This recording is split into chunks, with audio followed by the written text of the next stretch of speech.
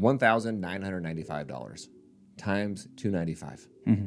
$588,000. Yep. Is for the Arizona Monster. And you got into an online war over $6,000.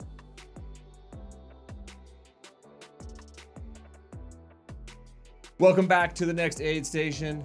I'm your host, Jake Kilgore. Mick Garrison, also here, hosting with me. Hey, here I am. We have a lot to talk about today. Yeah, this is going to be a juicy one. Oh my goodness. It is Tuesday morning, April 8th, and we have winners of the Arizona Monster 300. We're going to jump into that.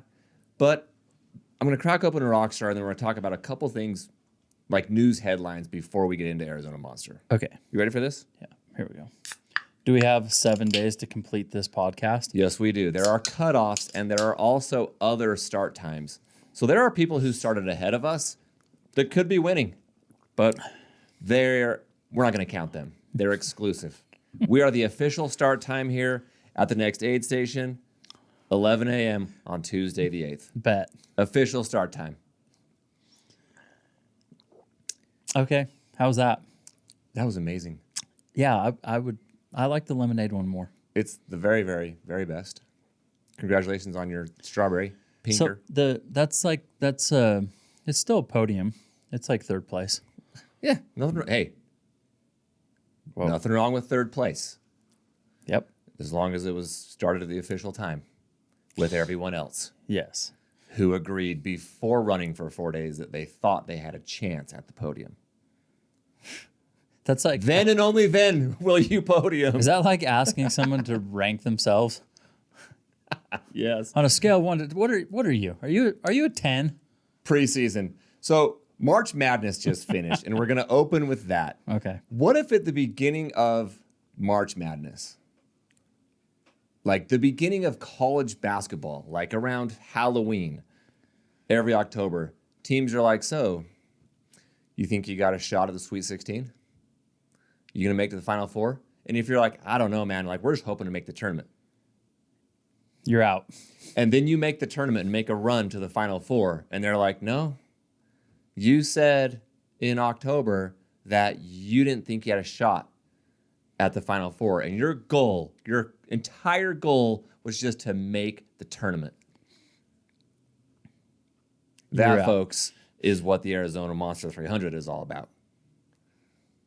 Candace decided that everyone should decide when they should start. There were emails and messages to start at 2 o'clock, the official elite start time at 2 o'clock, or 1 o'clock, or 12 o'clock, or 11 o'clock. But if you start at 2 o'clock, then and only then will you be awarded a podium finish. You hate it? We're going to get into that. But first, congratulations to the Florida Gators. Bro. They won yesterday.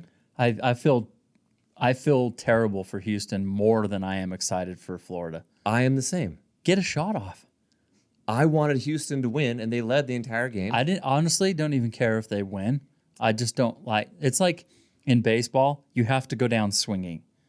If you try and you strike out, at least you gave it a shot. They couldn't even get a shot off. They had 19 seconds left, down by 2. They had the ball. It's a timeout. They can call a play to go down and just botch it. And they don't even get a shot off. I was heartbroken when Duke lost up 7 with 1:14 left. And they lost to Houston. Mm-hmm. They had a 14-point lead with like 8 minutes left. I'm a North Carolina Tar Heels fan due to my legacy and history and extremely close friendship with Michael Jordan. I am a Tar Heels fan. I understand what you're saying. Basically, whoever's good, you cheer for. I got it. But I never cheer for Duke ever. I've hated them my entire life. But I'm a Cooper Flag fan. I'm a Cooper Flag fan, maybe. When the Jazz drafted him. Yeah. I'm a Utah fan, okay? A Utah man you are. Yes, I am. So I want to point something out about the Houston Cougars. They're the Cougars, Yep. right? Mm-hmm. Their basketball team. I thought this was fascinating. Did you know that Their team runs an average 5:19 mile. Nope. The basketball team. The biggest dude is 6'9". Well, I shouldn't say the biggest dude. The slowest time on the team was a 5:45. The slowest? The slowest is a 5-minute 45-second mile, and the dude is 6'9", 240. Wow. He runs a freaking 5:45 mile. That's amazing. And their fastest miler on their team, their point guard, runs a Jakob? 5:07. 5:07. Could you run a 5:45? I could run a 5:45. Yes. I don't think I could run a 5:07. Could you run a 5:30? Yeah. I think I'd be around a 5:20. Yeah. Flat on a track. Yeah. Yeah, low fives. Below 5:30, but above 5:10. 5:30 would hurt me. It would it hurt. It would all hurt. But when I saw that stat, I started cheering louder for them. That's cool. So they press, they play defense, they're hard-nosed, They're the they best rebound. defense in the tournament. Because they're physically fit, dude. Yeah. Like runners, if athletes in other sports can put up mile times like that, I'm down. Yeah. I think it's so cool. I'm more of like, how much can they bench press? You are. No, I'm not. Okay. In other news, Steely Toughness today. Oh, that's a great shirt. Yeah, I just felt like it was really sent a message. Can I buy one of those? You may. Just DM you on Instagram? Yep. Okay. It's a nice shirt. Our good friend Camille Heron, who is pacing in the Arizona Monster 300. She's just recently set a 48-hour record. She ran 270 miles in 48 hours. Allegedly. So they say. Sure she did. So I felt like I should just bust out my shirt, my Steely Toughness shirt today. I thought she was a basketball player now. Please, for the fans, if you have not seen this on Instagram, go there immediately. It was by far the funniest I laughed in the last 7 days watching stupid freaking reels on Instagram when I'm just bored and scrolling through and watching. I'm checking out all this destination trail stuff. I'm trying to track the race. I'm watching runners, because there's no live stream. So I'm going to Instagram and I'm trying to find people's reels and their stories. And I come across this Camille Heron Harlem Globetrotters themed basketball in her kitchen. And you sent it to me. I sent it to you. Do you remember what you said? What back was my to me? response? I sent it to you. I was absolutely dying, dude, at this. So if there's any shot that we can edit this reel into this clip, it will just make it unbelievably amazing.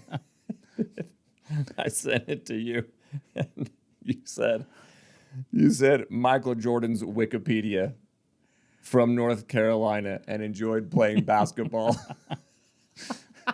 It's weird. Here you go. Oh, This is so good. I thought she took her Instagram page down. It's so good. I showed my son. He was dying. She's just doing some knee rehab here with her handles. She does have pretty good handles. She's crushing it. Look at that. Oh my goodness. No, that's my Instagram moment for the week. This last piece of breaking news, also equally amazing to the previous two.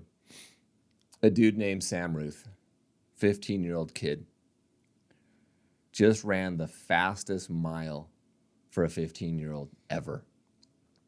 He ran like a 3:58 mile, the first ever sub 4 mile, 15-year-old kid, and he signed an NIL deal with Nike. Wow. He 3:58. Yeah. What is his relationship with his dad like? His name is Sam Ruth Ingebrigtsen. Yeah. Yeah. Wow. Yeah, a sub 4. That's crazy. 15 years old, so he's probably either a ninth grade or 10th grade. Is he tall? I don't know his physical structure. But Like, how the hell do you get that turnover at that age. at any age? But yeah. It's just ever. Yeah, true. So Roger Bannister, it's the first one to break the 4-minute mile. Is he a I don't know. Is he at his peak at 15? Shot. Well, so he's gonna beat that? He's gonna run a sub 3. Like at what? How much faster can Yeah, you get? when do you peak? When you're 20, 22? In the mile, I'm gonna go with mid to low 20s. 25. Let's go with 25 just for a good round. So he number. got 10 more years. Yeah. What can he possibly pull down from that? 10 second? No way. I mean, I think it's probably like golf. He has peaked. Like golfers, when you start golfing, you just suck. But then if you stay at it, or snowboarding or golf, where you just like suck really bad for like the first 2-3 times. Yep. And then you get this hockey stick improvement. Then it starts to level out. And then golfers are just trying to get like, my handicap is like a 1.85. And you're trying to get So it to like, take off tenths of a minute, or like, whoa. Yeah, like I think he can. I mean, yeah, every second that he shaves is a big deal. I guess at this point, it's like that doesn't matter. It's, do you win gold? Yeah, so it's interesting because now he has Nike pressure, and like what kind of pressure does he get from his parents or his coach or put on himself at 15 years old? That's a lot. Yeah. I mean, that's unbelievable to run a sub 4 as a 15-year-old. Where's he from? I don't know. The U.S. He's American. But, I mean, I hope I'm saying that right. I'm pretty sure he is. I mean, it's like he probably already is signed on with Oregon Track and Field. That's cool. Good job, Sam. Yeah. So, yeah, I would... This kid is the next great American track athlete. Or is that considered distance in track and field? Not Mile? according to you. But in track and field. He's the fastest man in the world. You are correct. You are correct. Not to me, he's not. The mile is the ultimate distance of speed and endurance. Of endurance, you're correct. And speed. He's speedy. What do you think his 100 is? His 100 meter. It's probably fast. I'm dude. sure it's fast, Yeah. but not Lyle's fast. not Mick Garrison speed. No. That's crazy. Okay. We also have on tap today a massive Arizona Monster 300 recap, which is funny. We're recapping it, and there's like 3 finishers. We might have to do a secondary recap next week, but... Why, you're like dying to break down the 180th place person? Well, at least the females that we think are going to finish and win, they're not even done, dude. They're like 6 hours Jesse from was in finishing. second. Yeah. They won't finish till tonight. We can give a good estimate on who we think's going to, podium. Then we're going to talk a little bit about 200s. Then, of course, we have our weekly OnlyFans update. Great. And then at the end of the show, stay tuned, stay locked in and listen up, because DC Peaks has a big announcement. A really cool, fun, big announcement. Somewhere hidden inside of this episode. Yeah, maybe it won't be at the end. You can't fast forward to the end. Maybe you have to find it. Maybe you do. You got to rush over and hurry and find it. Wink. Yep. Okay. We opened with this because we just couldn't hold back. But Destination Trails and the Arizona Monster has been under fire for the last 6 days. 6 days. Yes. I was taken aback. Why is it taken aback? I don't know. Can it just be I was taken back? I don't even like saying it. I don't know why I said that. No, I'm with you. I sound old. I'm with you. I was taken aback. But why is the there? I don't know. I was taken I would like to take that back. I was very much taken aback. I was surprised. Not that I haven't kind of felt like that personally for a while. I'm not like, I don't talk about it often. But I was like, I'm going to sit back and let this play out. You were eating popcorn. Yeah, a all little bit of popcorn. So what exactly are we referring to? We are referring to a number of things with Destination Trails. Their races, their owner and race director. And I don't really know where to begin with all of it. Getting blasted online. Yes.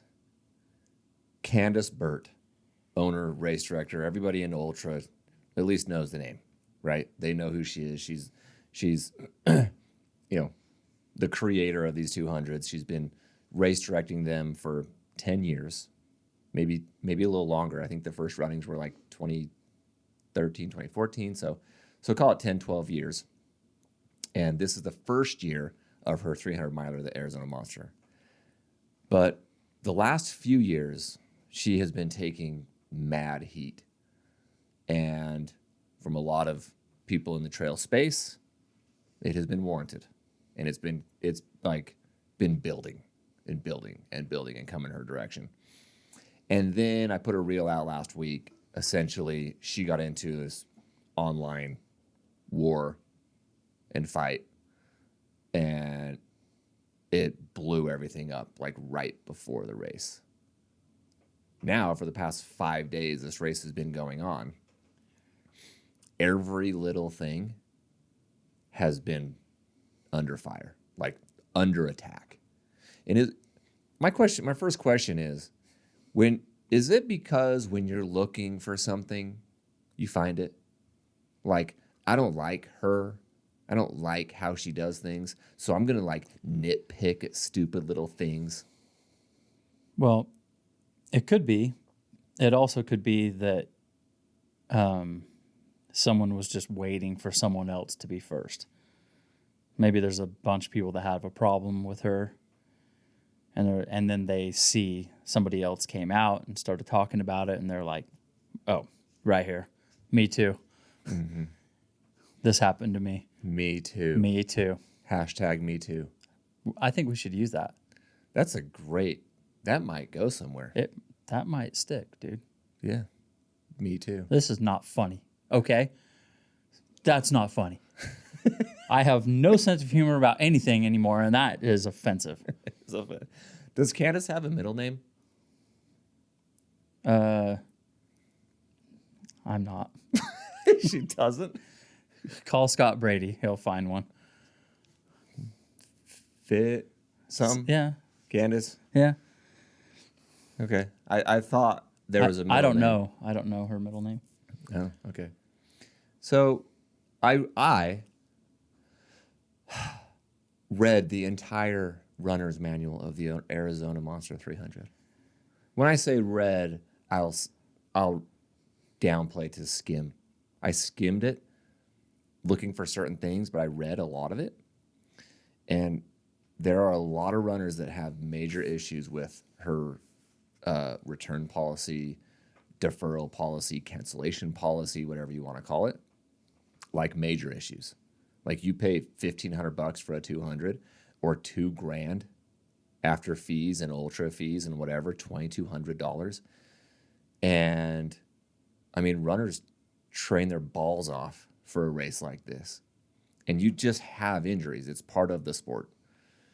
And I get it. She has a full-time payroll. Like, we run a company and we understand from a business perspective, you can't just give stuff away for free. Mm-hmm.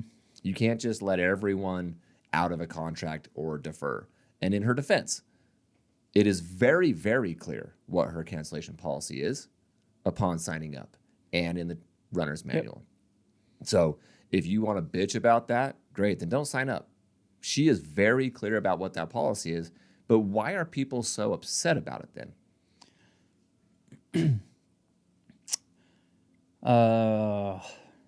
Well, it's annoying because if you're running a business and you need the money to pay your employees and all the things that go into it, and then you don't return any of the money, but you do let a new runner in if they drop, and then you also charge them, then it's like a little misleading. Like, no, you didn't need that money to pay your employees and stuff. You're just taking that as additional revenue. So that's a little douchey. So the race had roughly 295 starters. I know a handful of them don't pay, right? Because they're influencers, they're elite runners, they're whatever. It's part of her marketing thing. We let runners in, right? Every race lets runners in, okay? That's just part of the sport.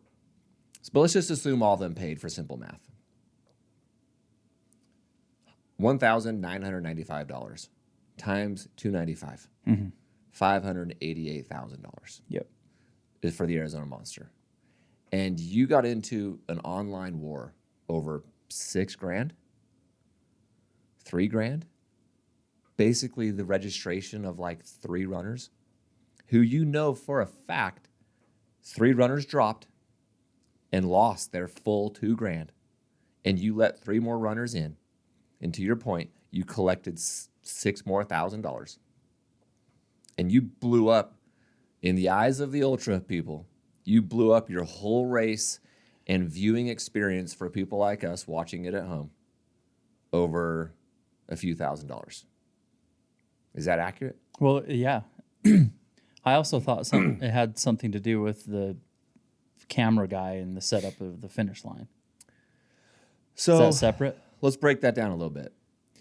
The online doxing, which I just learned is a word, that went on between Candace and the contractor, who was, according to the text messages, over the live stream. When we ran a live stream, so we've watched a lot of live streams and we've put on a live stream. Yep. So we're at least somewhat familiar with the process, the number of volunteers that it takes, the coordinating that it takes. Holy freaking crap, it is an undertaking. Yeah. And we did it for a baby 50 miler. We didn't do it for Coconut 250 or the 300 miler Arizona Monster. So logistically, so much communication has to go into that and oversight. And clearly we don't have the full story. We only saw these, 10 pages of text messages. There's emails, there's phone calls, there's probably in-person meetings. There's a ton of communication that goes on, probably over the period of 12 months, right? This probably happened for at least 6 months. So we have just little snippets of it. Mm-hmm. And to me, I don't know why the contractor, you and I talk all the time about the tone of a text. We text all the time. And sometimes tone is, you're way off on the tone. Yep. That is my interpretation of that. Is like, whoa, why did that dude just quit? Why did he throw the towel in and basically tell Candace, eat a fat one? I'm not doing this. Why? Well, there's a reputation going that she's, I don't know, what were the words that we heard this week? Did we hear, I don't know if it was greedy, but something like that. Just so maybe there was some of that going on with him. I don't know. There's a lot to the story. I understand why you're like, I don't even know where to start, because you're right to say she was very clear. Do not sign up for this race if you don't agree to this policy. Like, she spells it right out. Yep. I'm not going to give you your money back. So if you're dropping from the race, I'm not. And if that's a problem, don't sign up. Yep. So I would side with her on that. But that doesn't mean that just because you win in court or whatever doesn't mean that you win in the eye of public opinion. So that's why I say it's a little douchey. So sure, you might win on contract, but it doesn't look good. So maybe it's the same with this guy. Mm-hmm. Like, I don't know what happened. I don't know what's going on with that. But if she's difficult to work with, if her attitude is anything like what I saw at Tahoe, I'm like, ugh. What the hell's what is that's weird. Yeah, so it's probably difficult to work with her. Yeah, I don't think you're wrong. I think that there's certainly I tend to side with her when it comes to the letter of the law, right? The letter of the law is, here's my policy, pay my fees. If you cancel within this time period, you get 50% back. If you cancel in this time period, you get 25% back, credited to next year. Mm-hmm. You don't get the money back. It's just credited to next year. So she still hooks you as a runner, and then you got to come up with another $1,000. Now, I agree with her because I'm running a business. I'm contractual. I'm very agreement based. So if that's the agreement, that's the freaking agreement, dude. Don't sign up for it. Don't sign up. Like, people still her races are selling out. Yeah. So if it was that big of a deal, people would boycott it and they wouldn't sign up for her race. So I tend to agree. Now, to your point, there is a spirit of the agreement, and there's hey, like, I want to be cool because I'm sympathetic to this situation. Now, the race director in me steps in, the businessman in me steps out, and the race director in me says, hey, man, like, I get it, man. Like, crap happens. Like, it's cool. Like, I'm sorry that you had this plantar fasciitis that came up 3 weeks before the race. Like, you're certainly not finishing at 300. Like, I got you. I know that you're outside of the cancellation period, but let me see what I can do for you. Yep. And do something.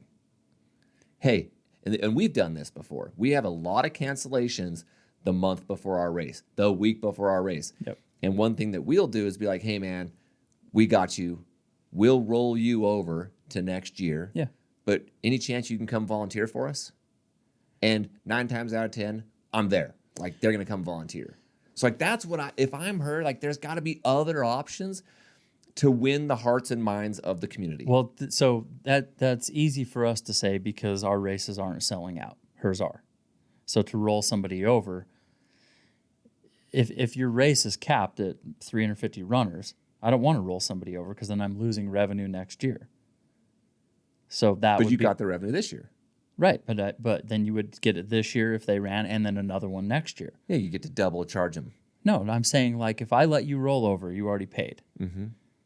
So now somebody next year is not going to pay me because that slot is full for the next year. If the race isn't filling up, it's nothing to roll them over. Okay, but you roll over every year, so there's always a percentage of people that roll over. Like, once you start rolling over, it's not like you lose the money. These 20 runners rolled the next year, and then these 20 rolled to the next. And it's just like there's always a rolling amount of runners. So it doesn't change anything. It would eventually, like, flatline at, like, letting them roll over. The other part of it is why are you doing this? Well, clearly she's doing it for the money. Okay, and we're not. So we are like, I mean, she makes way more than us. It's a full-time thing for her. So it is different. Her races are selling out. She has tons of races. The money's way different. It is not the same thing as what we're doing. But just the idea of it, would we carry that? Would we carry our same ideas through if our races were selling out? We had 4 or 5 of them, whatever, and making that kind of money. Would we stand with what we're saying? Because we don't. We're like, we got you. We'll roll you over. Because we're not doing this for money. We're doing this to create an awesome event and for the runners. Well, I mean, it's a great question. It is a great question. And until we sell out, We can speculate on how we think we would respond. But like UTMB, they take your money. Yeah. You bail, they're like, cool, thanks. And then they just let somebody else in. I can see her. She like, it's so easy for the DCP guys to say like, oh, you should let them roll over. But wait, when you're in my You guys run a 50 miler that doesn't sell out. Yeah. That doesn't compare to the Tahoe 200 or the Moab 240 with a wait list a mile long with people who signed up 12 months in advance. Yes, I would actually agree with her on that. I totally agree. And I also, like I mentioned, I read that, bro. She tells you don't sign up for this if that's a problem. So then I'm like, well, then why are you complaining? Why are you complaining? She couldn't have been more clear. So I can see that I would actually go more towards that side. But I'm just saying I am aware that there is some grumblings online where people are looking at this like that's douchey. You own the market. There's not a ton of options for us. So I'm stuck doing this, but I don't like it.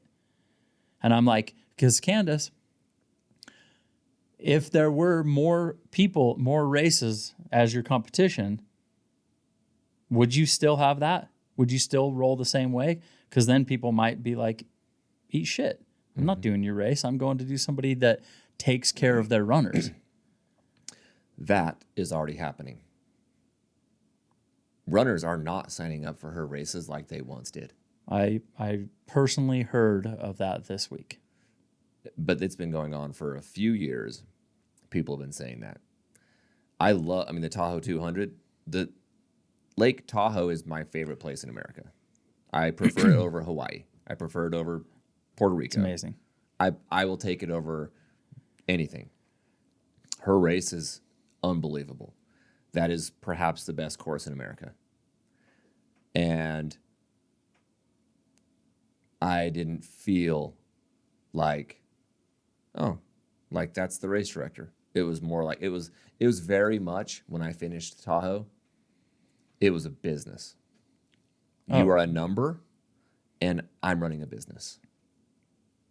That's how I felt. Bro, I don't care how many people sign up for your race, and I don't care how many races you have and how much money you make from it.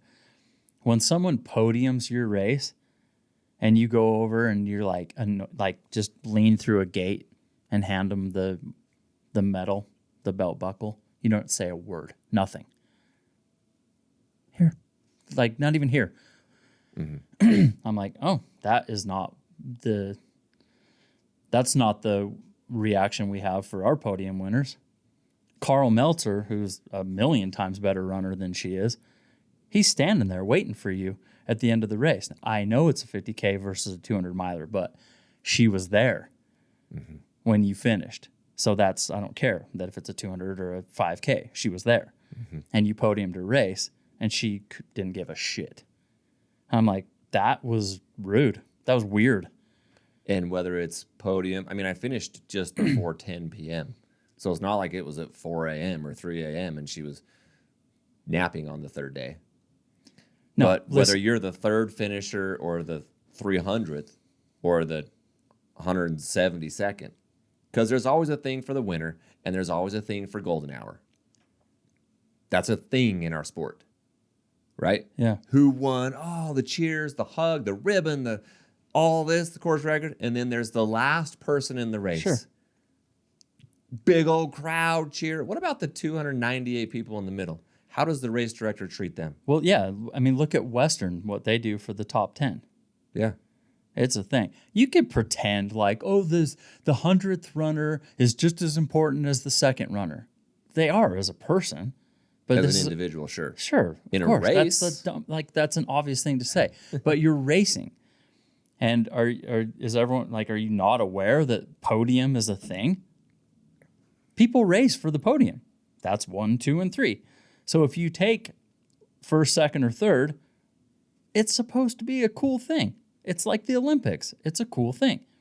If you're fourth in the Olympics, your ass is not standing up on the podium, is it? Nope. You're still a human being and they should care about you, but there's a special recognition for the top 3. It's just what it is. And you took third, and she basically tossed you your medal across a barrier of cameras and stuff. Thanks. Don't let the door hit you. I didn't like it. And she was gone. 5 minutes later, I remember looking around going, That was weird. was that Candace? I very much understand if you do something in this life, you put out a song, you write a book, you create a race, you do whatever, you can't win. Someone's going to come at you. If there's going to be people that love you, there's going to be people that talk shit on you. That's all there is to it.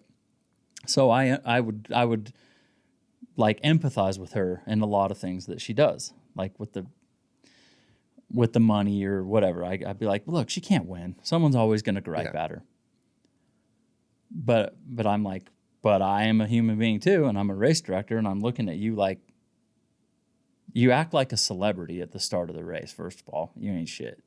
Second of all, give some love to the podium people. Just give them a little love. That's all. And we, again, not unrelated, our little 50 miler, we are at the finish line, and we high five and hug every single runner. Yeah. 25K, 55K, 50 miler, 100 miler, that's just the vibe that we put off. That's just how we operate. And maybe she operated that in the beginning. Maybe she was like that. But she, the last few years, is very much running a business. And it was interesting that those text messages, she quoted she didn't have the budget to do that the money, wasn't there, that he needed to find all the volunteers to do all this stuff. Which leads me into this weekend, runners got lost before the first aid station. How does that happen? I mean, we get flags pulled. That's what I was going to say. Things happen all the time. It is so hard to have a perfect course. Right? I don't even blame her for this. Yeah, so my first thought was a few groups got lost before the first aid station, which was only 10K away. It was 6 miles, 6.5 miles, something like that. Then there were complaints that water was either lacking or it was warm. There's no ice. I don't want to say on course because it's 300 miles, but at least at some of these aid stations that we heard from, no ice at all. Does that mean there was no budget for it? They forgot. It melted because it's 95. And also the second part of that I'm going to say is my first question. Are people just looking for stuff to be nah, there's no ice. There's no ice in European races from what I hear. Ice is hard to find in Europe. So are we just at that standard of ultra in America where we're we got to have ice at our race? Or is it a legitimate gripe? Where the hell's the ice? No, it's hot and there should be ice. Okay. But I don't know what happened. I heard it too. But I got to say this. She was the race director of the Tahoe 200 that you ran, and I thought the aid stations were awesome. And what's interesting is her whole team has to travel to Tahoe. The Arizona Monster is in her backyard. It's like us going 2 miles to our race. It's just right here. Right here. I'm trying to think, bro. Our race is right here. The Arizona Monster is her literal backyard. She's right there. Grab some ice. She knows everyone, her big community. She has a bunch of volunteers. She's got friends, family. All the resources at her disposal to be this is my race. It's in my backyard. It's going to be perfect. Well, look, we had a volunteer that just overslept and didn't take our supplies to Bountiful Peak. Mm-hmm. We had everything dialed, lined up. We paid for it. We got it up there. We had a plan. You're there. You're at this time. You're going to drop it off for us. Check. Everything's golden. Then they just didn't do it. So, with a 200 miler, there's a lot of volunteers and a lot of coordination and a lot going on. And she can't control every single thing they do. So if somebody just forgot the ice, that sucks. And maybe they corrected it and they're like, oh crap, and they got some out there, but these group of runners that already went through, they didn't have any. So now they're the ones telling the story. These are the worst aid stations. There's no ice. When 90% of the field's no, there was totally ice. I don't know. Yeah. It could be. So the I'm not coming at her over too the much on course that of either. 300 miles and 300 runners, you probably have every story in between. There was no ice. Yes, there was tons of ice. Well, there was ice, but it was melted. There was hot water. There was warm water, and there was ice cold. You probably have everything. That's what I'm saying. So, Course markings, people pulling. Dude, somebody, Killian Korth caught the lady pulling the course markings on your 200. yeah. And our course markings at DC Peaks have been pulled every year for 3 years Yes. straight. So, but I know that Candace has the GPX file. I'm going to side with her again on that. On the getting lost part. If you get lost because of course markings, It's that's on. No, I refuse. it's your own damn fault. I don't even like that stupid crap that she does. I hate it. As you can see in this podcast, I'm taking up for her when she's in the right. She wants to come at us as race directors because of whatever happened, whatever she was year saying. one snowstorm. The snowstorm. She wants to come at us online because we didn't do something right. And then she says that shit at the start of her races. If you get lost or die, it's your own fault. So whose fault was it at our race, Candace? Was it the runner's damn fault? Or was it our fault? And why'd you delete your post? We know you did. Yeah. You want to come at us and then people defend us, so you deleted your post. Yep. That did happen 4 years ago. So I already was like, I don't know about you. I can take some criticism, but that's hypocrisy. That's not the same as criticism. It is incredibly interesting that she has it in the runner's manual, like the, taking ownership for it, making sure that like there's this disclaimer in there. All the disclaimers are in there, the paperwork, so she can't be liable or sued or whatever. And then she says that at the beginning of her race and basically just puts it on you. I'm down. Cool. Yeah, You're down? Why didn't you say it then? It's on me. I watched you. There's video of you and you didn't say it. No, I will not say that. And I'm going to race her race again in a few months unless she bans me after this podcast. But Are you going to? I'm racing the Bigfoot 200, and I'm not down with that saying before the race. But I do agree that it's on me to be prepared physically, mentally, GPX, all of that. It is on me. But why are you making people say that before your race? Now it's just become this thing. Yeah, now it's just the start line thing. Yeah, now it's like, oh, she it's trademarked it. It's like her thing. That's fine. That can be her thing. That's fine. But I'm not like in agreement with it on that side of like the chant it and be a part of it. I'm more like, no, because to your point, she came at us for being inexperienced. Not every runner should be a race director. Well, I'm like, we're inexperienced. Like, it's our first year. Well, great take. Yes, we're inexperienced. cool. Thanks. Yeah. So that I found that very interesting, but no, I'm going to go race the Bigfoot 200. I'm very interested in going new places, pushing my body to new things. She happens to be the race director of that race. She's welcome to come run our race anytime she wants. Great. That's awesome. She's going to give you all the love at the finish line. Here you go. Just got to get there. Yeah. Yeah, you do. So I found this disclaimer in there very interesting. And I wondered if you had it in our runner's manual. Okay. Destination Trails is not responsible for your drop bag before, during, or after the run. Anything that happens to your drop bag. Why is that in there?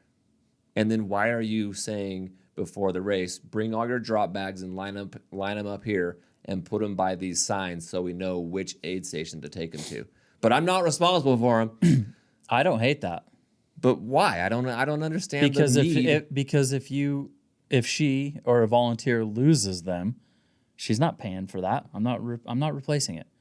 I'll do my best. I'll do you a solid. I'll take it over there, but I am not liable for that. I'm not liable if there's something in there that a GoPro or something that might break. I'm not paying for. I get it, dude. Okay, so do you think after thousands of runners she's experienced everything over the last decade, right?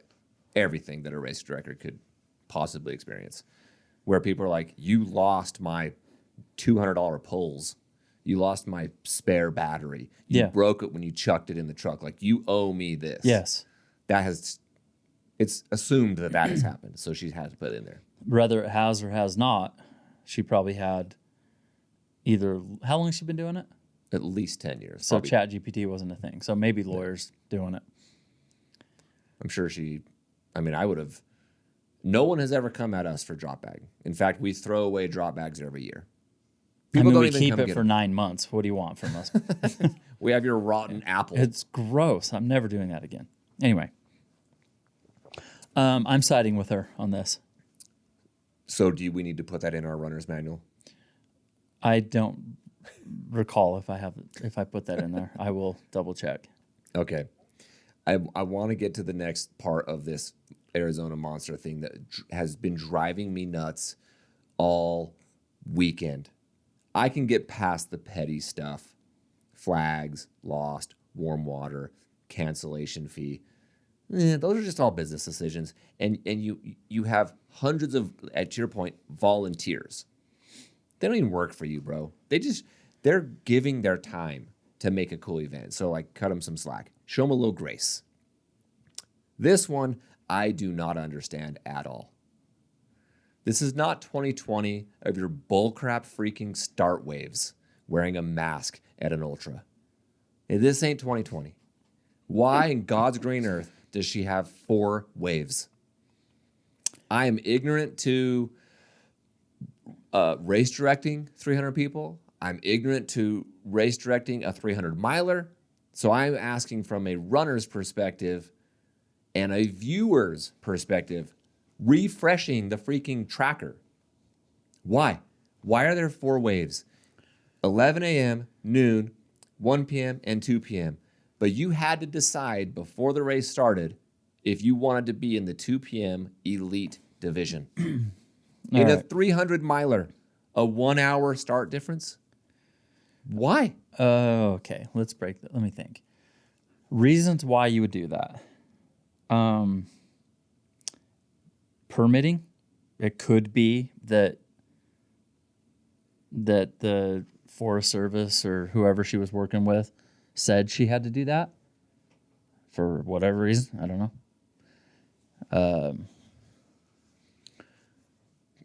Let's see. What else? Why else would you have to do that? You were thinking that maybe it had something to do with the aid station being at mile 6. There's just being too many people there at once. Yeah, my theory on it is it was either the first or second aid station I saw on Instagram that every runner had to leave that aid station with 3 full liters of water because of the time of day and how freaking hot it was in Phoenix. And the distance between that aid station and the next one was very far.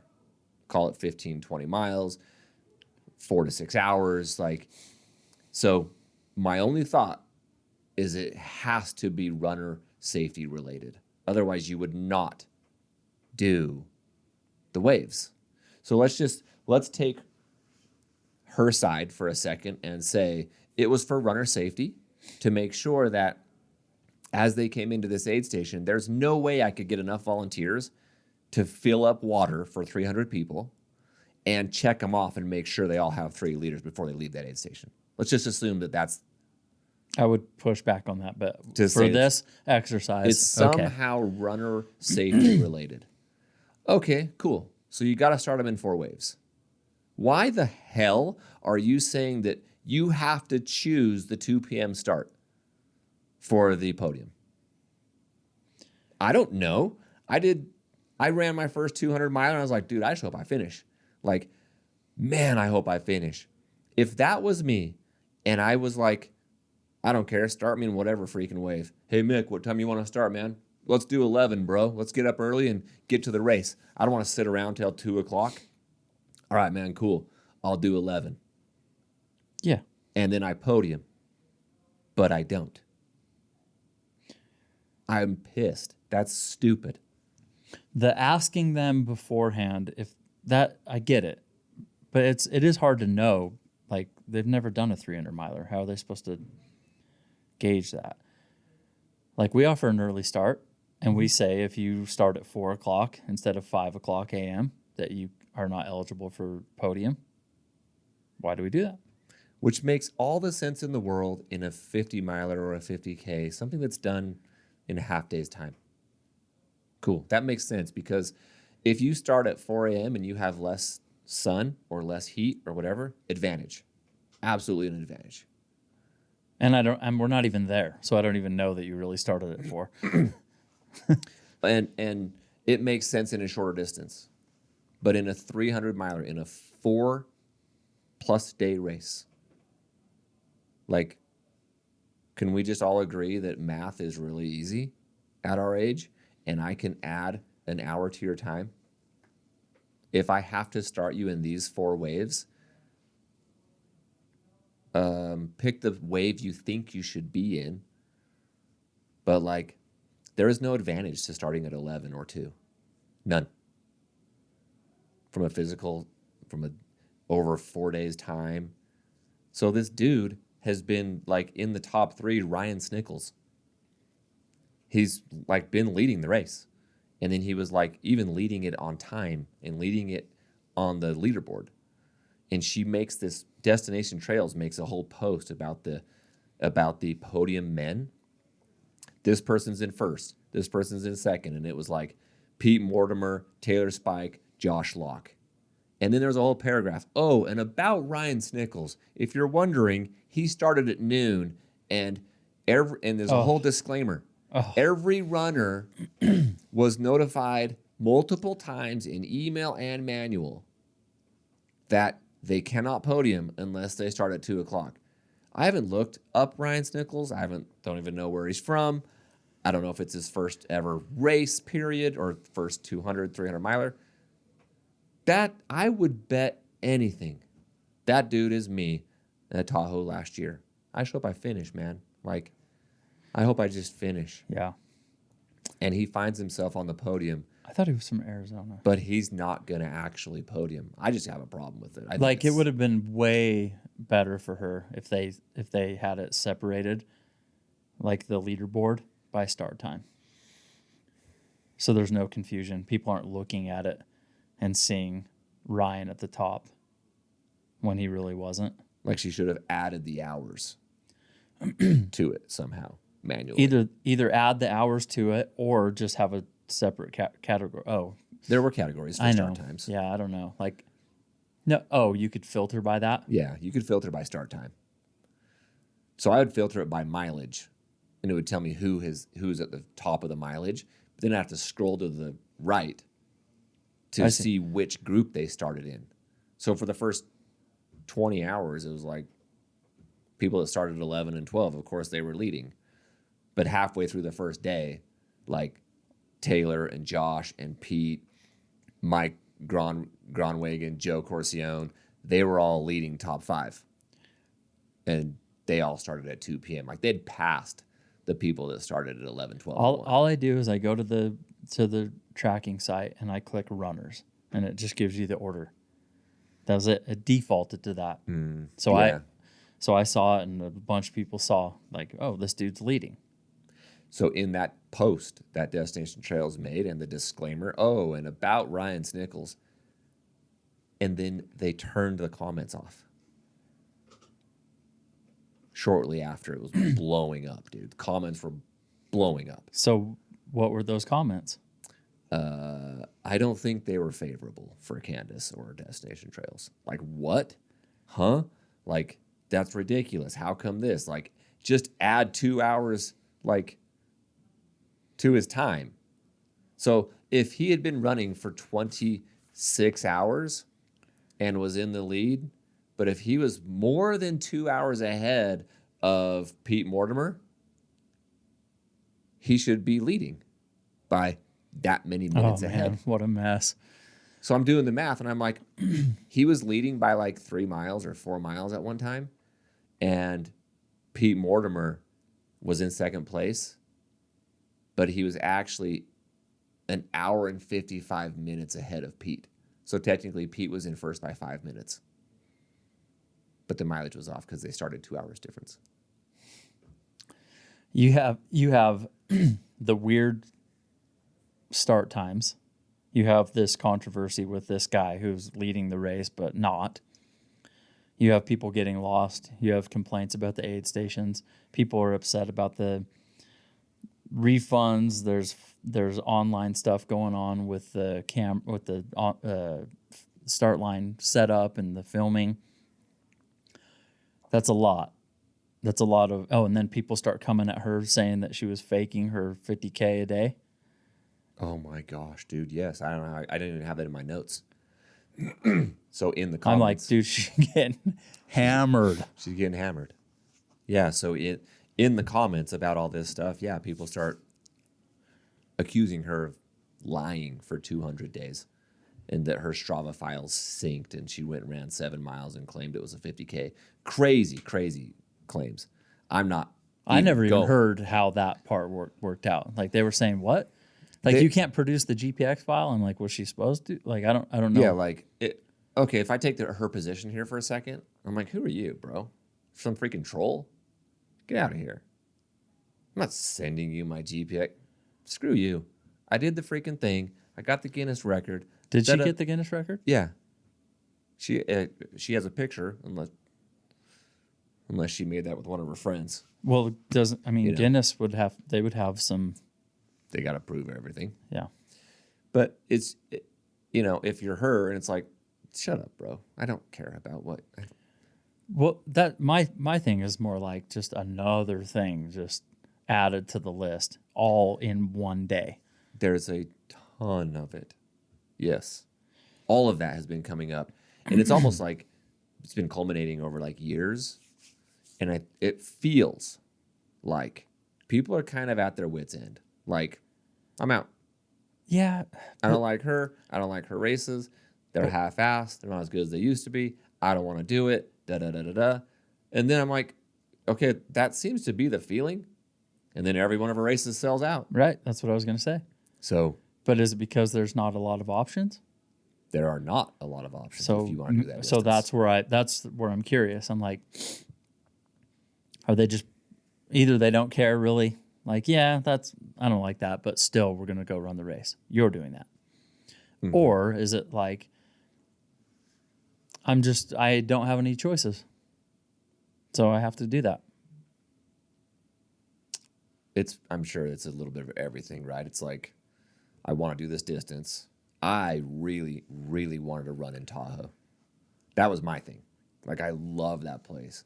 And I was like, dude, if I'm going to go run in Tahoe, I could do the 100-miler or another distance, but like, I might as well do 200. I freaking love that place. That's how I got to it. That's how I got to that point. So, I mean, yeah, there's a lot going on there, but let's break down the race for a minute. Stop talking about her, and let's talk about the runners for a second. We, as the next aid station, predicted Pete Mortimer, our dog, and he won. Yep. 86 hours. 3 days and 14 hours later. I actually feel bad for him. I do. I was just like, oh my God. And there's people still out there. Yeah. So he wins. Taylor Spike. Oh, how about his race? 88 hours. Dude. He went. He led for like, I don't know. Crushed it. He might have led for like 100 miles. It was hard not to cheer for T Spike. I was pulling for him. I was absolutely cheering. I mean, we mentioned him. I love his whole crew. His crew's dope. We know Adam and the Shaw brothers and yep. Yeah. Having the crew, a local Utah crew, crewing Taylor is freaking awesome. Josh Locke, I don't know anything about him. He took third. Something I want to point out though is there were 3 dudes in the top 10, approaching top 5, top 8, that are really talented runners that had bad days. Joe Corcione was charging.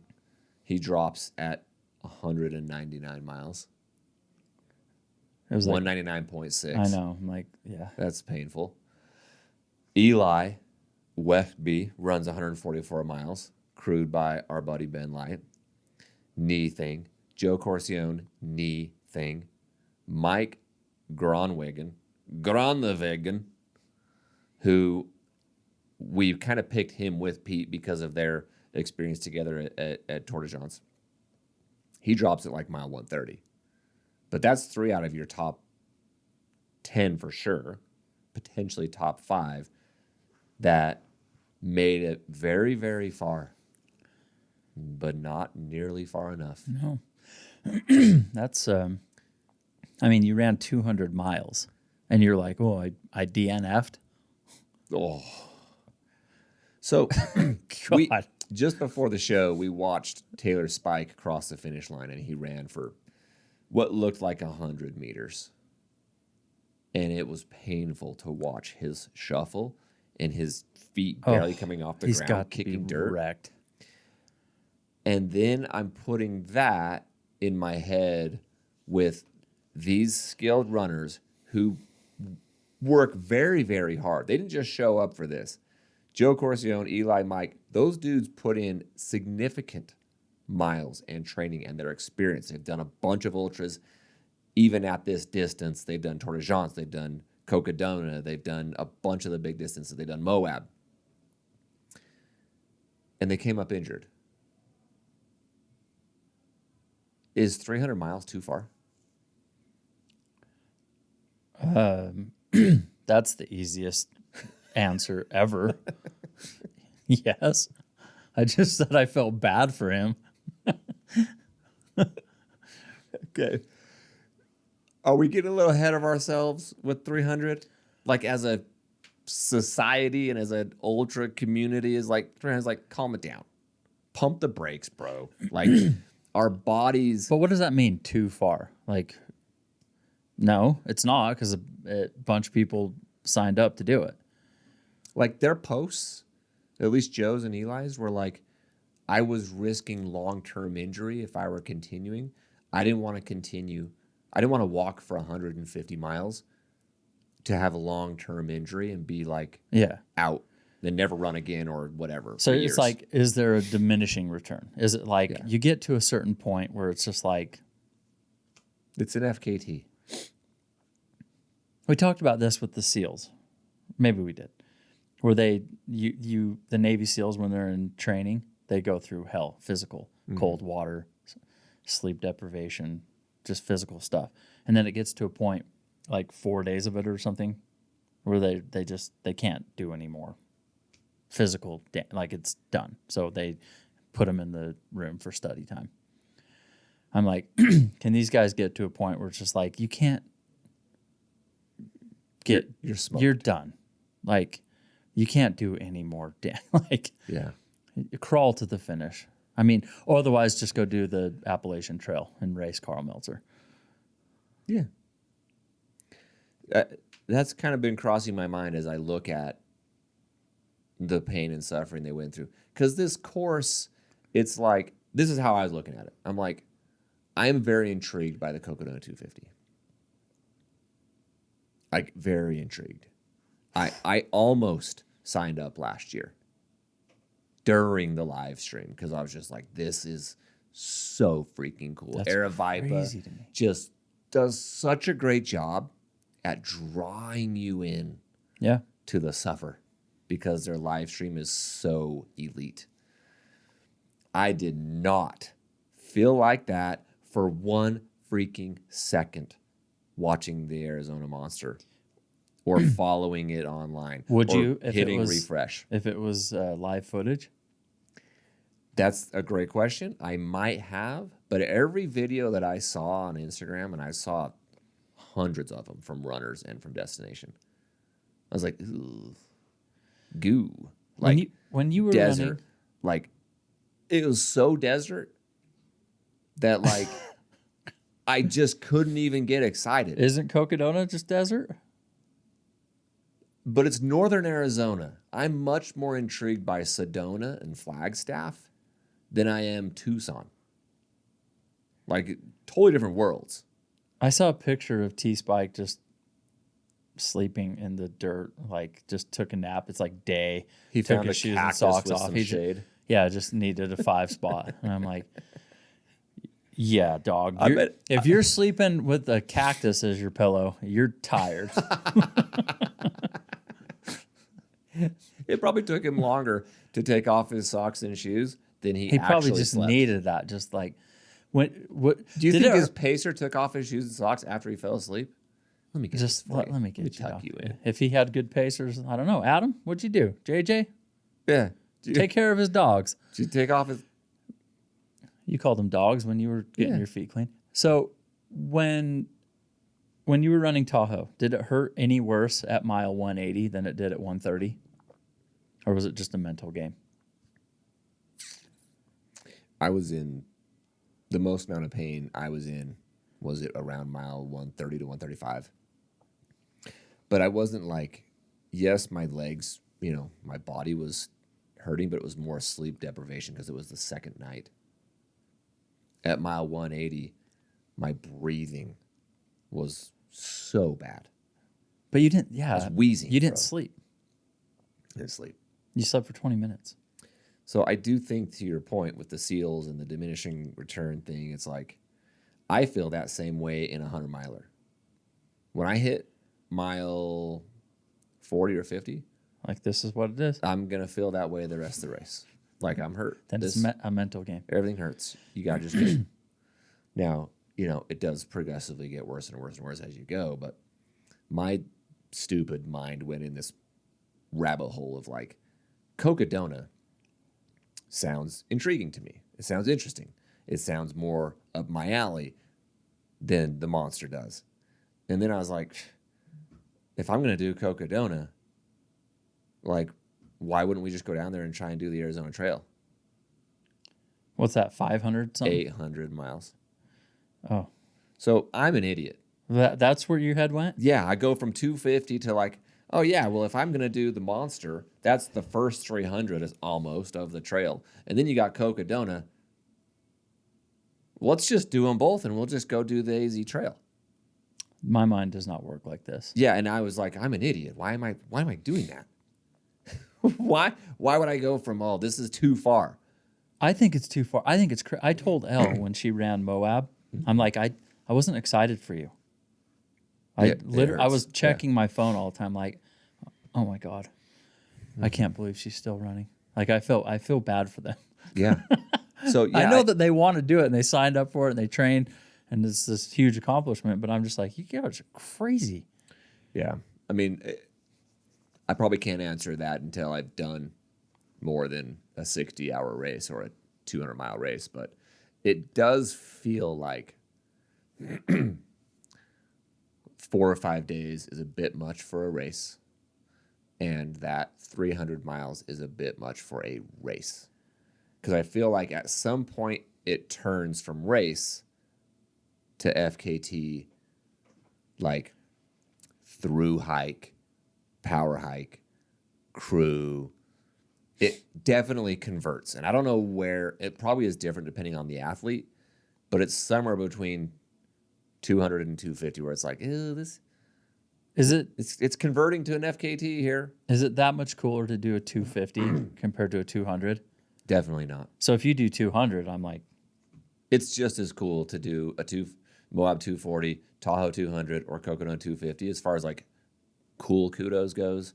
yeah, They're so all the it's same like to me. Yeah, but that extra 50 miles is a long time. It's a half day. It's a very long time. Jeff Browning was leading at 200 miles in Cocodona. He was leading at 248. I'm just saying, if it was a 200-mile race, he wins that.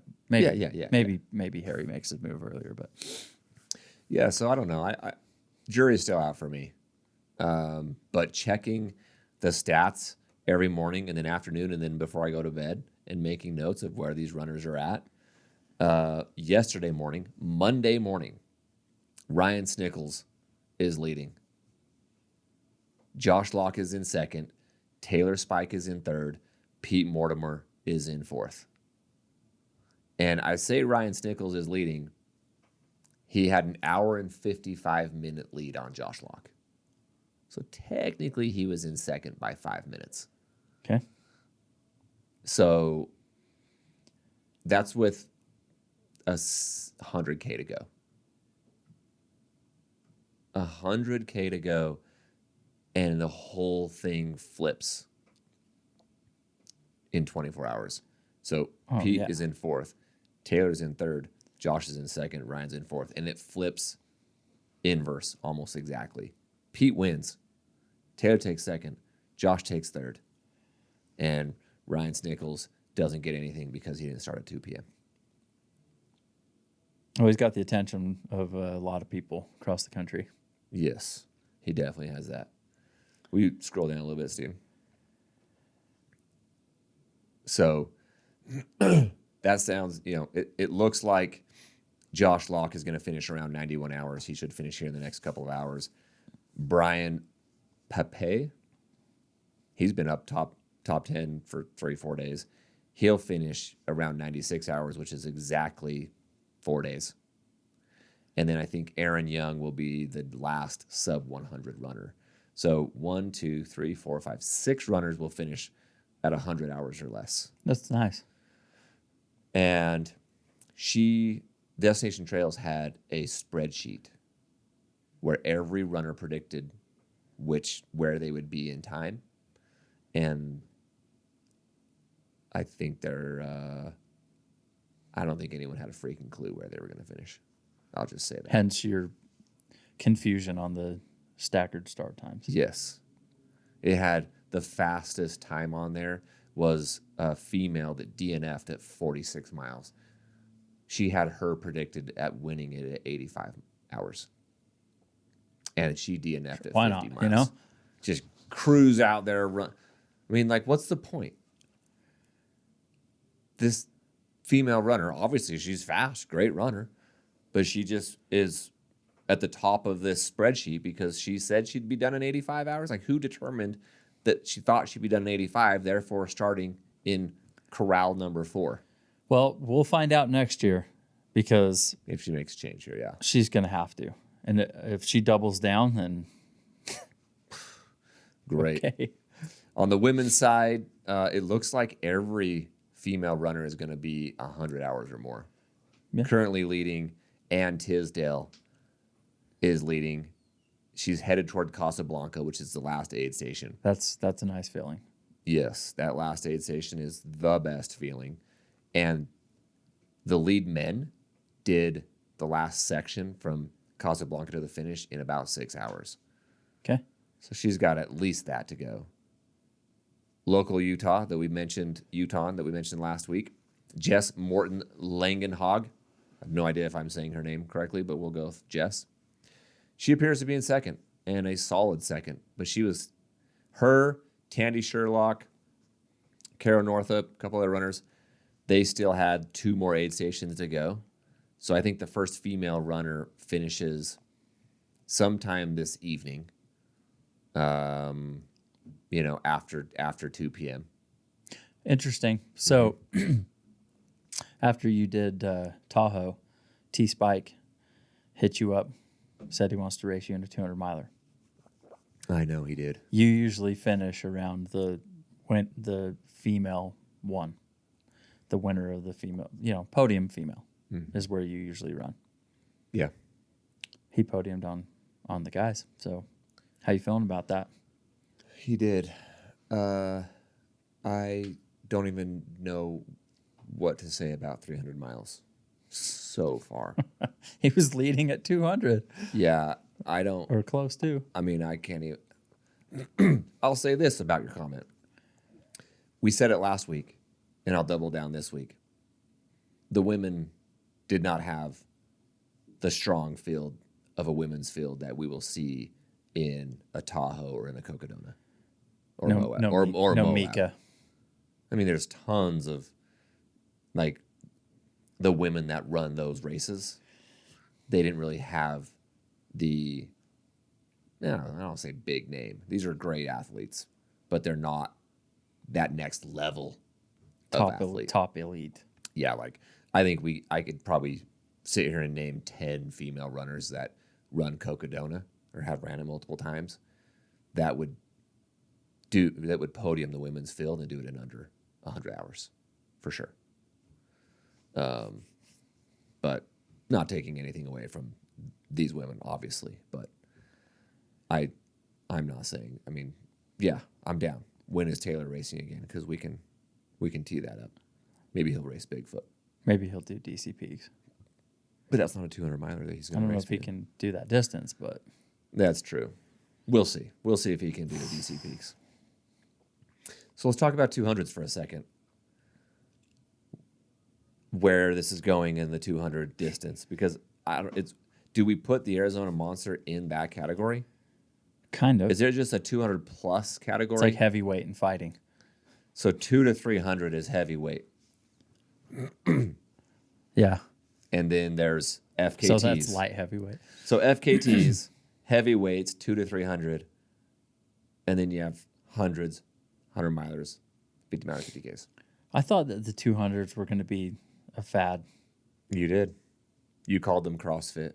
The jury's still out. They're still pretty new. So for the 200s, we have the Aravaipa clearly has a strong hold on the best, well-ran, organized production of 200s. I don't know that it's the best course. There's no way in hell it's better than Tahoe. The only reason you could make the argument that it is better is because it is point to point. And until Tahoe does their loop again, it could be argued that I don't want to go do 2 out and backs.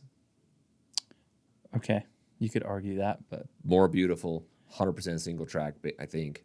look, I'm speaking from a bias towards Tahoe because I ran there with you. Mm-hmm. I've actually never ran on the Cocodona course, so I'm not the person to be speaking to this. I'm with you. I'm not. I'm just making a counter argument only because we're on the show. But it would be hard for anyone to tell me that a course is more beautiful or better than Tahoe. So we have Cocodona 250. Destination Trails has the Monster 300, Tahoe Bigfoot Moab. There's the Oregon 200 that has only been running for 2 years. Oddly enough, there were no results entered for 2024 in Ultra sign up. So I don't know if it just didn't run last year. That course looks amazing. It ran in 2023 and it's running in 2025. So did they not get permitting, or did they just forget to upload results? I don't know what happened in 2024. We'll have to do some digging. I watched that video you told me to. You watched the YouTube The GoPro? Yeah, Or whatever? yeah. Oh my gosh. for 2023, Bro, right? I didn't love them running on the road where cars were coming. Yeah. Like I didn't like that for that long. But besides that, I was like, this is the most beautiful place I have ever seen. It looks unreal. So we have Aravaipa. Destination has 4 of them. That's 5. Oregon. We got Michael McKnight and Ben Light who are doing the oldie from 200 this year or next year, pending some permitting things. The Mammoth 200, that's 8. There are probably some other ones that we're definitely not aware of, but those are like, I'll call it. I mean, I'm not even going to call oldie from a race yet because it hasn't happened. Let's say 7. An Oregon 200 has only ran once or twice, and Mammoth hasn't run yet. So she has a massive stronghold on all of those. Well, look, so when the Oregon 200 opens up, why do they only get 39 runners? And guess what, bro? The Mammoth is a Tim Tollefson race. So he has the Mammoth Festival, which is like the coolest freaking races. It's a Golden Series race. And huge. I mean, he's a huge figure in the space, right? He's awesome. And Tollefson did a YouTube documentary on Sally McRae running the entire Mammoth 200. Mm-hmm. And it has like, I want to say millions of views, at least hundreds of thousands of views, this documentary. Done at the highest level with a Nike budget. And the Mammoth 200 has 15 runners in September. signed up. Whoa. But yet the destination trails like sells out. Moab is sold out. How is Moab I don't know. better than the Mammoth 200? You want to go With run, people like Tim run Paulson on and Sal service McRae? road? I don't know. I don't get it. I don't get it. Because they haven't heard of it. I don't know anyone in ultra. What rock are you hiding under if you have not heard of the Mammoth 200? Had you heard of it? Just this year. Okay, I don't know how long it's been around. It's just they just created it last fall. Well, it took them probably a year to create, right? But she like ran the course like at the end of the season last year, and put the YouTube video out like 6 months But if you want to do a 200 miler, you're gonna look it up and do research, and that would pop up, and then you look at it and you're like, 15 people. I don't do that shit. Correct. I think that's exactly what happens. Yeah. And the smartest thing Candace does with Destination Trails is she opens up registration the day of the race. And her race is locked in a year in advance. So if you open up a race, the Mammoth, Oregon 200, Old Ephraim 200, the DC Peaks 200, you open up any of those races, the tiny field of runners, your market, is kind of tied up for a year. Like, Yeah. they're spoken for. Their calendars are booked a year in advance. So you open your 200 and you're like, yeah, it's whatever we get the first year we get. And then the second year you hope to take market share from Destination, right? And she's got the Triple Crown, so people are like, "Oh, I want that too." So not only am I getting them for this one race, this 1 month, but I'm going to go ahead and take them for the year. I'm taking for the full year. Yeah, that's all great. She's smart. Yeah. Okay. Moving on. That is I'm good on 200s. I'm good on the Arizona Monster. Congrats to the winners and the podiums and the fake podium runners of the Arizona Monster. And the 88th person that finished. Yes. Or will finish. And the very last person, whenever. I would high five them and hug them. Okay. I read a really cool article on Sabrina Stanley Sure you and did. Ellie Smart. You read? I read. Yes. Okay. I don't know who Ellie Smart is. She's a cliff diver. Oh. Like pro cliff diver. I didn't know that there were pro cliff divers. Right. But now you do because of OnlyFans. And the article had some very interesting takes from Sabrina that I'm going to read and to get your reaction. Okay. She says in this article she basically came out talking about why OnlyFans, why she likes it, the platform, the advantages to it, versus the traditional route of Asics, North Face, Hoka, Adidas Terrex, etc. Mm-hmm. She says, a man running up a mountain without a shirt on. Who's saying this, by the way? This is Sabrina Stanley. Okay, this is Sabrina. A man running up a mountain without a shirt on doesn't make him less respected, nor should it for a woman. Less respected? Those are her exact words. I put it in quotes. Okay, so this isn't just about training and fuel and this is exactly what we thought it was. Naked women. I don't know. I don't look at it like a respect thing, but so I don't know what she's saying. Is she saying that she's aware that there is a difference of a man taking off his shirt and a woman taking off their shirt in public? I mean, not just a respect thing, but like let's just take it. Not even a law thing, just like a sexual thing. Let's take it for face value. Running up a mountain. She didn't say in public at Times Square. She said running up a mountain. So are women, is she saying that a woman should be able to run trails with their shirt off? And not be less respected?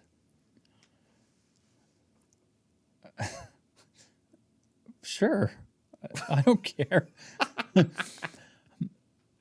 I just I found think- it interesting. I think it's a bad idea. I think there's a lot of creeps out there. And that, I don't know. But like girls like to do a topless tour photo where they face the overlook or the lake or whatever, and then they. That's cool. That's different than running. Just letting your girls hang loose out there If you were trail running, and Sabrina Stanley comes running by you with her shirt with her off. shirt off, are you what's your reaction? I'm stepping aside and letting her pass me, and then I'm probably. I'll be like, sure, I'll pace you. Absolutely. Did you say you needed something? There she goes. I can't hang with her. Yeah. It's not a respect thing for me. Yeah. Respect in like online and society, and you're gonna have a million haters. I just found it interesting. That is very interesting. I don't even know how to. Yeah. Okay, how about this one? I desecrate my body running 100 miles. This is Sabrina Stanley again. Okay. I desecrate my body running 100 miles. Okay. No one tells me to treat my body with more respect. But if I show nudity, I should be honoring my body more? Question mark. I don't get it. Hang on. Say it again. In her I voice. desecrate my body running 100 miles. Okay, I get that. And nobody tells me to treat my body with more respect. So let me paraphrase. I go trash my freaking body They're like, for hey, 24 hours. be nice to yourself. Don't do like, that. Whoa. Like, a woman should be respecting her body and not destroying it on the mountain for 24 hours. But if she takes her shirt off and shows nudity, If I show nudity, then I'm like, hang on, respect people, men respect and your women, body. Yes, men and women are like, oh, what are you doing? That's so disrespectful. Like, be a woman. Like, be respectful. Why are you taking your clothes off? Oh, okay. So she's comparing the way she treats her body in 100-miler versus just showing nudity Okay. on OnlyFans or whatever you want to show it. Reaction. So people are going to pretend that they're offended if a girl shows her boobs or something. I guess. But when no one's looking, I'm going to go check it out. Yes, you are. I know. Yes, you are.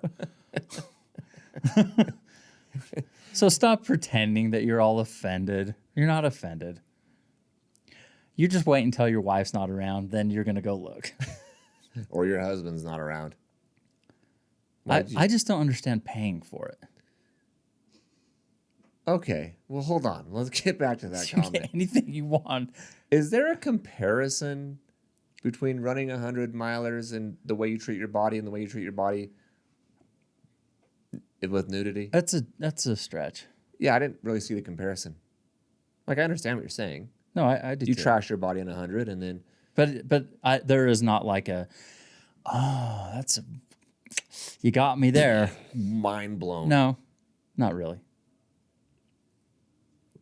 Okay, to your other point. Why are you going to pay money to OnlyFans when you can just get it for free? I wouldn't. But you know me, cheap ass. Yes, I do. I'm like, just give me Tom Evans. It's fine. Yeah. Tom Evans did a nude photo shoot. I didn't know until Sabrina told the article, and nobody said anything. Yeah, if it's free, I'll take Tom. If it's free, I mean, man, he's in shape. He's in shape. So okay, I was very curious. Like, is this just an insider information on how they train and their gear and this and that, or is it really what I think OnlyFans is? And it is. I think it's both. Okay, that's at least good to know. Here's the cool thing that I like that I have no judgment. I support it. Do it. I support it too. Go do it, I think Sabrina. it's great. I think it's awesome that she got it. She did it, and Ellie Smart both said the same things. If you don't like it, don't don't subscribe. Exactly. Hit the unfollow, bro. I think Ellie and Sabrina both said similar things in that it's a cool, fresh, really cool way to monetize your content. And you get to choose all your own gear and give honest reviews. Like, I can share my sport without restrictions. They both said those two things, which I think is really cool because it's like you can wear whatever shoes, use a pack or poles, whatever you want to use, your gear, whatever you're going to wear or use for a race, fueling, gear. There are no restrictions because you're getting paid by someone who does not care if you use Solomon or I don't know how OnlyFans decided to get into the trail running game, to be honest. That's very interesting. And the cliff diving game. There some Is OnlyFans, are they crushing it? They must be. Does OnlyFans have any dudes? I mean, I don't know. I'm not just know. like, no, I'm not like, I don't. But it just goes right back. I'm like, I don't understand. I need to understand. Okay. Why are you going to pay, if you want to see a girl with her shirt off, why are you paying for that? It's a legit question. I don't know. But if I want, Hey, man, I would like to offer you a girl with her shirt off for free, or I would like to offer you a girl with her shirt off and you can pay me. Which would you like to choose? I just don't understand the theory. you're not wrong. Unless it's just like, nah, I got to see that one person. That's what I was going to say. That's the only. My next comment was like, but then you're talking about pro athletes, celebrities, people that you know. So like if I'm interested in like what is, because we both like Sabrina. She's freaking cool. Yeah, she's cool. Very cool. She was great to our race. She was great to us. Awesome to our volunteers. We'd welcome her back in 2 freaking seconds. Yeah. She was super cool. I'm a big fan of Sabrina with or without her shirt on. With or without OnlyFans. You know what I'm saying? I'm down. But like, how am I, if I am an ultra runner and a fan of the sport, and I'm a fan of Sabrina, Yeah. how am I supposed to go pay for OnlyFans to follow her or see what she's doing? Like, I'm married. Is that immediately? Oh, so it's just like you're narrowing your. Yes. So my point is like, okay, we're married. A lot of dudes that trail run are in their 30s and 40s, and I would have to say the majority are married. Let's just assume the majority are married. How are they supposed to go get an OnlyFans subscription and follow Sabrina or see what she's doing let's just assume, in a non-sexual way? You can't. So does she just cut out that whole side of the market in the sport? No. Because we're married? No. I told you. Because they're not telling their wife. The old burner account. Yeah, bro. Okay. Nobody looks at that stuff. But the numbers sure say that they are. Yeah. The billions of views and subscriptions and money that flows through there. I would never. I wouldn't. Everyone's, Yeah. Okay. Well, if I went to Jen and I'm like, hey, listen, I want to, let's just see what this is about. I don't think she would care. She would not care. Like, hey, let's just check this out. We got to know. Like, Yeah, she's cool. But there's plenty of people that'll be like, no, we're not doing that. I get on and I'm like, this is for work. I'm preparing for next week's next aid station. Research. I'm researching for next week's episode, hun. I have to know so I can speak to it. This is Tom Evans. Now you see what I'm saying? Babe, let me see your credit card. I just need to put this in. So this is amazing. What a story. I know. It was cool to actually read it and see what she said and how she felt about it. And now I definitely understand it way more, but I got a lot of questions. So we're probably just going to have Sabrina on. Again. Great. Live.